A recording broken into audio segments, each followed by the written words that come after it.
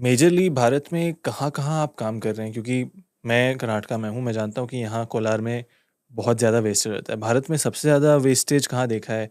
सबसे ज़्यादा ड्रायर्स आप कहाँ पे डिप्लॉय कर पा रहे हैं?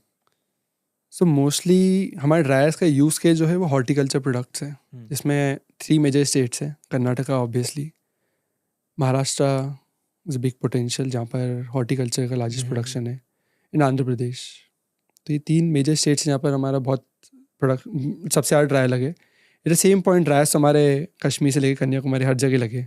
कश्मीर में एप्पल के किसानों ने लगाए हैं, जहाँ पर वो अखरोट को और बादाम को भी सुखाते हैं उसकी मदद से। अच्छा। हाँ जी, मतलब नट्स में भी यूज़ होता है, क्योंकि हार्वेस्टिंग के टाइम पे हर चीज़ में मॉइस्चर होता है। प्रिज़र्व हुँ, करने के लिए आपको लंबा, राजस्थान में सांगरी सुखाने के लिए यूज़ होता हुँ, है, जड़ी-बूटियाँ सुखाने के लिए यूज़ होता है, झारखंड और छत्तीसगढ़ के अंदर। मछलियाँ सुखाने के लिए यूज़ होता है महाराष्ट्र में, गुजरात में। आम को सुखाने के लिए यूज़ होता है आंध्र प्रदेश में। कर्नाटका में कोलार में जैसे आपने बताया टमाटर सुखाने में यूज़ होता है। हुँ, मध्य प्रदेश में प्याज़, टमाटर के लिए यूज़ होता है। नॉर्थ ईस्ट में जहाँ पर आपको पाइनएप्पल मिलेंगे, बिटल नट होता है, नट्स को सुखाने में भी यूज़ होता है। हुँ, हुँ। इवन मसाले को सुखाने में दालचीनी, हल्दी, अदरक, बड़ी इलायची, छोटी इलायची, इन सबको सुखाने में यूज़ होता है। सो अक्रॉस द कंट्री रेगिस्तान में आपको सांगरी हो गई, ट्रॉपिकल फॉरेस्ट में फ्रूट्स हो गए, हुँ, एरिड रीजन में सब्जियां और प्याज हो गए, हुँ। और फॉरेस्ट एरिया में आपकी जड़ी बूटी आ जाती है, और पहाड़ी इलाकों में आपके फल आ जाते हैं, एग्जॉटिक फ्रूट्स, कीवी हो गया, एप्पल हो गया, पेयर हो गया, हुँ, एप्रिकॉट हो गया, हुँ, हुँ। उन सबको सुखाने में यूज़ आता है। अंडरस्टूड। आप कई सारे किसानों से मिलते होंगे रेगुलरली? हाँ फील्ड जी, फील्ड पे जाते हो आप? हाँ जी। अभी तक क्या आपको लगा है, general out of topic, but किसानों का सबसे बड़ा मतलब किसान क्या चाहते हैं? सबसे बड़ा प्रॉब्लम क्या है जो लोग वो सॉल्व करना चाहते हैं? मार्केट प्राइसिंग का ही है? डिमांड सप्लाई का है?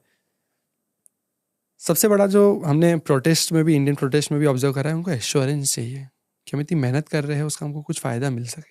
नहीं तो क्या पॉइंट ऑफ व्यू है ऐसे बिजनेस करने का, क्योंकि एग्रीकल्चर इज अ बिजनेस। अगर हमको एश्योरेंस नहीं मिल पाएगा कि इतना हमको बाजार मिल जाए, वो सबसे बड़ा चैलेंज है।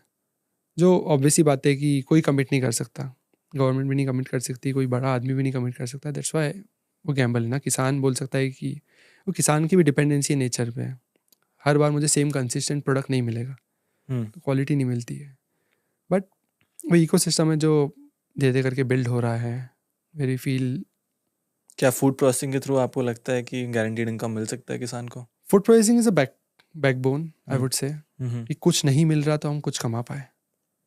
फेंकने के बजाय, 1-2 रुपए में प्रोडक्ट फेंकने के बजाय मैं उसको 5-10 रुपए तो कमा सकूँ। हुँ, तो hmm, that's hmm, like a backbone. कुछ नहीं कमाने से अच्छा we are able to process it. Processing का मार्केट धीरे धीरे करके बढ़ रहा है इंडिया में। इट इज़ बिग, 20-30 हज़ार करोड़ का मार्केट है सूखे उत्पादों का। बट अभी बहुत दूर है। हमारा फ्रेश कंजम्पशन ज़्यादा है, हमारी एक्सपेक्टेशन ज़्यादा है। पर जितना ज़्यादा हम देख रहे हैं लोग बाहर कंजम्पशन कर रहे हैं, हुँ। उतना ज़्यादा प्रोसेस्ड प्रोडक्ट का कंजम्पशन बढ़ते जा रहा है। इंडिया जहाँ में पर भी। हेल्दी अल्टरनेटिव चाहिए लोगों को। लोग बाहर जाते तो उनको आजकल ज्वार की रोटी, रागी की रोटी चाहिए। हुँ, इवन अगर वो फ्रेश रोटी भी खा, मतलब इफ़ दे वांट आटे की रोटी, तो उसमें उनको मोरिंगा चाहिए, they want jackfruit as well, कि एंटी डायबिटिक हो सके, कैल्शियम ऐड हो सके।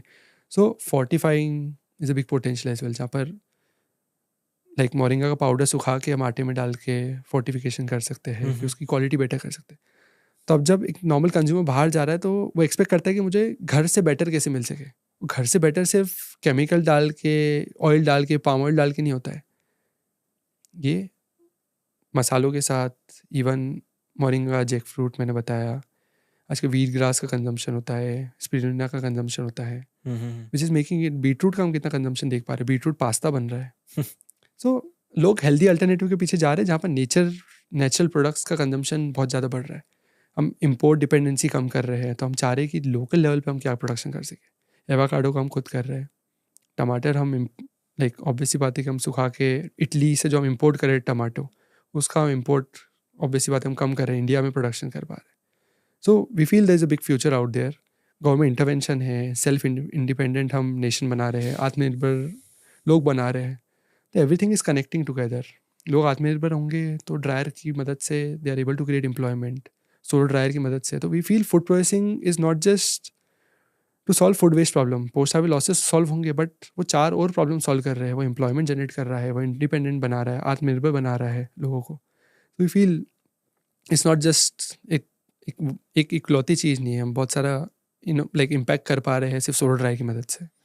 आपने मेंशन किया था कि 35% गवर्नमेंट सब्सिडी दे रही है।